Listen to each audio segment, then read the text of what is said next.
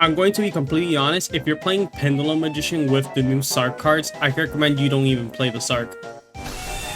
There's a bad PNG of Sark behind me, isn't there? Today, I'm going to be showing you what Pendulum Magician can do with Supreme King Zark. Subscribe if you like Pendulum, and let's get into it. And here is a deck profile. First, I want to say that this is not the most optimal version of the deck. Pendulum Magician is better without Sark. That is like fact. But if you want to play the deck with Sark, then this is the video for you. If you want a more optimal version of the deck, I recommend you check out the last video I did. It's gonna be up in the eye in the corner. So yeah. And also, I will not be going too deep into detail about every single card since I already did that in my last video, since both lists are very similar. So let's just get into it. So first, we have Odd Eyes Arc Pendulum Dragon. The reason why you're playing this card is mainly because its name is Pendulum Dragon. Since there is a situation where Soul, the Supreme Celestial King, when you're going to activate the effect to special summon the Supreme King Sark, it requires the name of being Pendulum Dragon, Synchro Dragon, XYZ Dragon, and Fusion Dragon for the Sark to activate its effect. The issue with that is the fact that Supreme King Zark requires 4 dragon monsters as material. Meaning that, oh boy, you cannot use Duel as material, you cannot use Black Fang as material, you can't use White Wing as material, and you can't use Purple Poison as material. Which is very awkward, insanely awkward. It's like, I dislike it very much for the fact that it was designed this way. But yeah, that's just how it is. So yep, you're gonna have to be playing this brick. There is, you can play Odd Eyes Pendulum Dragon if you want, but I'm honestly playing the Arc Pendulum Dragon since it's a scale 8. And it could come up where the situation where you need to go for scale 8, since you know, you mostly will be wanting one in hand. So the hand traps are really basic. Max C, G Max C, 3 Ash Blossoms, 1 Nibiru, normal, honestly. The Triple Wisdom Eye, it is one of the best Pendulum Magicians. The fact that it can get you even to the Gate Magician, it can get you into the Double Wires, it's insanely good. Skullcrobat Joker, it searches you into any Pendulum Magician card, so you could just combo off. Next up, we have Harmonizing Magician. We're going to be playing 2 of these instead of the 3 that we had last deck profile, because realistically it's because of the bricks that we need to play for Sark. But this card, you can realistically search it. You can search it off of Beyond the Pendulum, you can search it off of the Star Pendulum Gaff.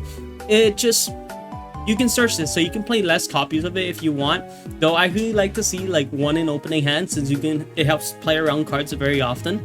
So yeah, it's realistically to compensate the Sark cards, and you gotta just play all the other cards at 3 at this point, besides the Harmonizing. You could just play this at 2 or 1 if you want, but I'm currently playing at 2 because it's just, Harmonizing is a really good card. You do need Harmonizing in your deck, not necessarily at 3 though. Okay, we have Double Wires. This card is really good, since just search your Pendulum Gaff cards. It's just really good, and also it just combos really great into Electromite. Great card. We have 2 Dark Worms. I already explained it last video, but pretty much it's just you want to play just 2 in main deck, since you realistically don't want to draw. You want to keep have 1 in deck, so you can send it off with the Foolish Burial, the Dragon Shrine. It's not a card you always want to draw, because it requires you to have a scale, and the scale that Dark Worm has, it's a scale 5. It's just very awkward. And next up, we're playing Lightworm. Lightworm's just a really good card for to grind games out. It's just really good. That's all what it is. Oak Dragon, you summon this off of the Harmonizing, then go into Around the Floor. Pretty simple. Astrogat Sorcerer, very important. This is pretty much the reason why you can play around Nibiru. It's very nice because you can Electromite effect. You have to play a 1 Gate 0 because of the 3 Gate Magicians. Not gonna go too in detail. I already did that last video. So Foolish Burial, already explained it. You're playing 1, and you're playing 3 Dragon Shrines, 1 Triple Tactus Talents, since you can draw this off of the Max C. And if you open it against certain opponents, you can just like play through their entire board. So our Pendulum Graph, of course, it's your searcher for the deck. It's a very nice card. We have 2 Call Belgraves to play around the hand traps, 1 Cross-Out Destinator to play around the hand traps that we do have. We're playing 1 Wings of Light instead of a 2 because we want a space. But also, this card is comes up sometimes, but it's like it doesn't come up as often since in this game, people aren't playing draw. Like you rarely see draw in this game. So you realistically don't have to worry about playing the 3 Wings of Light because you don't have to play around the draw. Like realistically, we have the 1 Sword the Supreme Celestial King is what you will be searching usually with the Gate Magician. Great card. It's like I can't realistically like talk badly about this card because it's a good card. The issue is that it has the problem where like, oh, you gotta play more bricks for the deck to use it. But still, like, one thing I could give this deck is that when it comes to playing around Maxi, it is way better than the other version, since you could just like Pendulum summon the Gate Magician, activate Gate Magician effect, add this card, and then you have a board wipe for your opponent's turn. You could just set this card past turn and you're good. And the Time Pendulum Graph, since Time Pendulum Graph is one of the most insane Pendulum cards. Like such a good card. And if your opponent Dark Hood no more so you can just have this card set and then pop cards. It's good.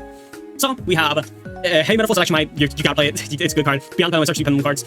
SP Lone Knight, you're not playing IP in this deck since you wanted space, but you can just make the SP for either outing on opponent's board or you're making it turn 1 since you can just banish itself and an opponent's monster, and then it's an interruption.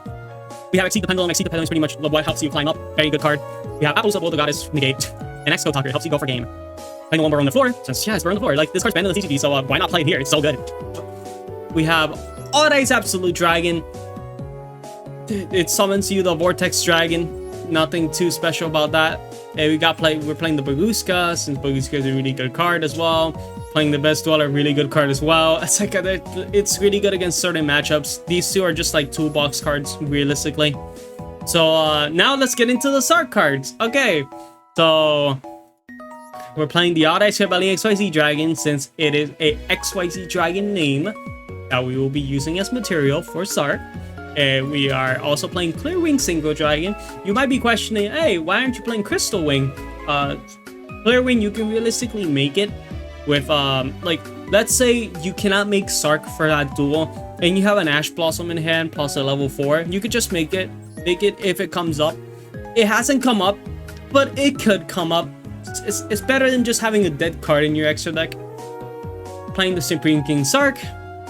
Great card to like absolutely destroy your opponent's board, and it's really good against Tier Element if they're not playing the Underworld Goddess.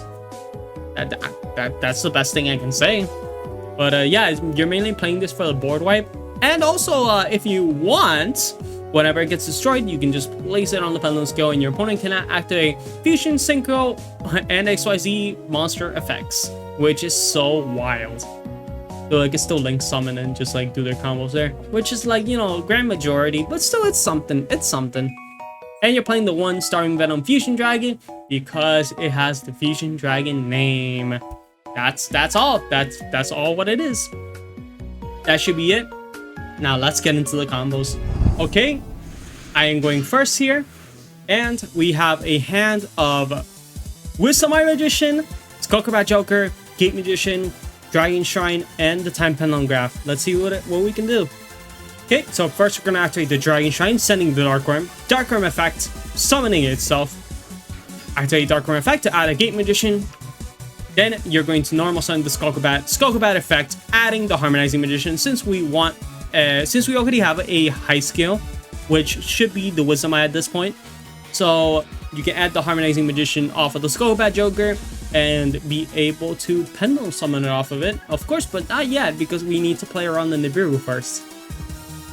Okay, you scale the Wisdom Eye, you make the Electromite first because you are able to send the Astriaf and pop the Wisdom Eye, activate the effect of Electromite to draw, and of course we draw the break. Sadly, that's how it is, but it is fine to keep in your hand since the Soul of the Supreme King gets to banish it from hand anyway, so you're fine.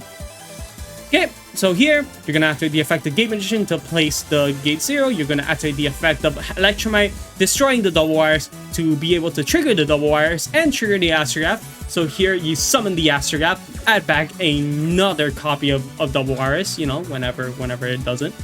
Yeah, you add another copy of double wires. Then you affect the double wires, adding the Star Pendulum Gap since you already have the Time Pendulum Gap in hand. Usually you would want to add the Time Pendulum Gap because there are multiple times in combos where you would rather have the Time Pendulum Gap first, just in case if they do have, like, let's say Imperm plus Nibiru, which is very rare, but you do want to play around that and be able to just like make sure that your board is you know, secure enough so you can just realistically have an interruption.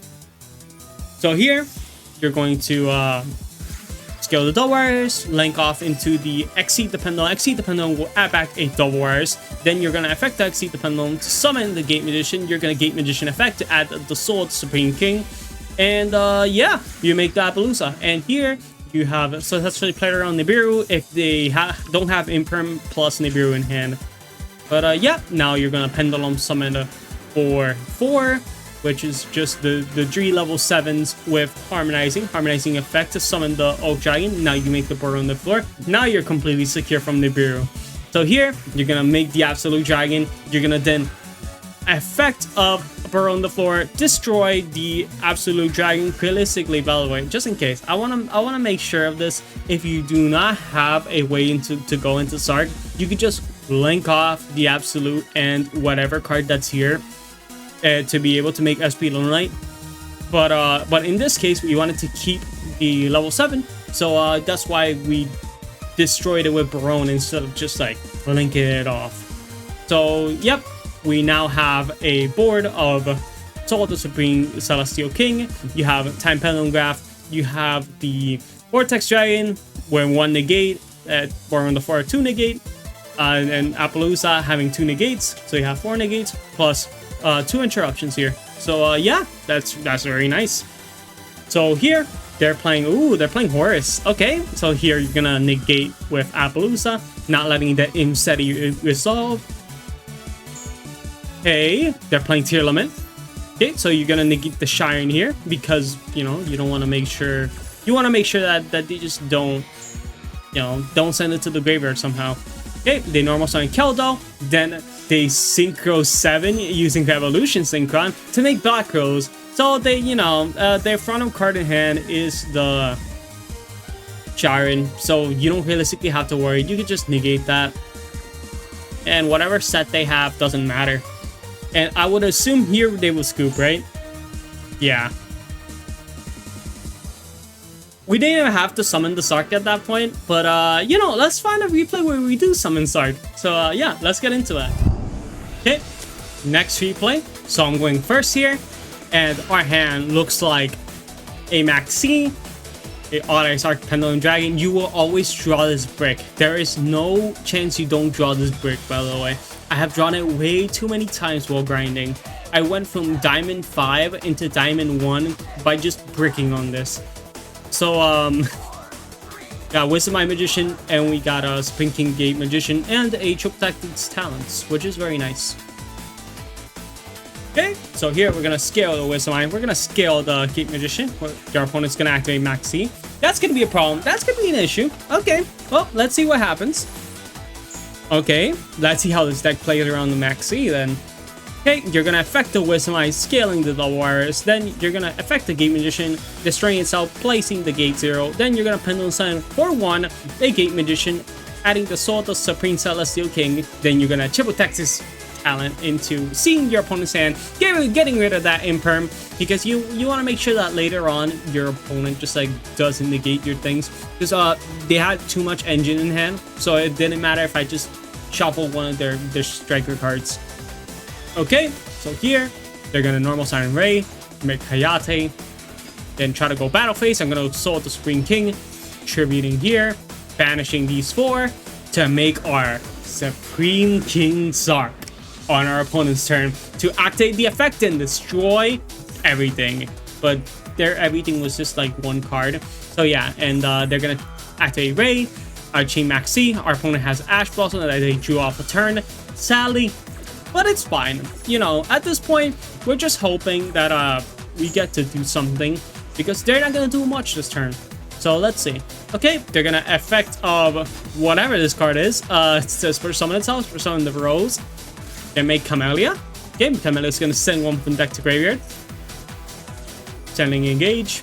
Then they're gonna banish that into a Rose. Okay, sure. Then make Kagari. Kagari effect, adding back the Engage. Then you're going to link off, I guess. I don't know what the strike player is doing, honestly. So yeah, they make whatever that card was, just a striker name, huh? Okay, then make Shizuku to activate the Engage. Engage will add multi-roll. Then they're gonna activate the multi-roll and pass turn. They're gonna affect the Shizuku. Shizuku add Widow Anchor. They're gonna activate the Widow Anchor. Widow Anchor will target their own Shizuku since they can't target Sark. And they'll make like Mecha Modules to add it back. Or to set it, I mean. We draw into Ash Blossom, which is fine. But thank God they have an extra Pendulum Zone on our side. So we get the Pendulum Sun for 3. Yeah, activate Veiler to negate the Gate Magician. That is completely fine. We can make Barone with this hand, which is kind of crazy. Yep, and we make Barone with our Ash Blossom. Then we're gonna effect of Barone the Thorn to target the back row. Then of course there's a Widow Anchors. We're just gonna let the Widow Anchors resolve since they do not have 3 spell cards in the graveyard. So yeah, you make Electromite effect, sending the Astrograph, you know, destroy all the double wires. You effect the Electromite, chain link to activate double wires to add 1 sharp like Pendulum Graph. Then you Astrograph Sorcerer for summon itself. Yeah, like at this point you're just doing the pretty basic combo. You just like go to add double wires back, you add time Pendulum Graph, then you draw into the Wisdom Eye. Which, you know, good luck, I guess. So yeah, we're just gonna scale the Wisdom Eye, summon it off of the Exceed the Pendulum. We summon the double wires, then we normal summon since we have a normal summon this turn, and make a Abyss Dweller, so our opponent doesn't get their Ray back. In here, we destroy the Shizuku, then we pretty much put them in a position where they can't do much, but Time Pendulum Graph pretty much confirms us the game at this point, since here, we're going to effective Abyss Dweller. We're gonna let them, since we still have the Barone the Thorn negate, they couldn't activate Engage. So they're gonna try to make sure that the module is resolved so we can interrupt the Engage. So yeah, we're just gonna pop that with Time Pendulum Graph, which makes sure that we will not lose. So yeah, we activate the effect that Exceed the Pendulums for summon back the double wires, and our opponent scoops. We had too much gas. Too much gas. Like if you enjoyed this video, subscribe if you haven't. If you want to watch a more optimal version of this deck, here it is.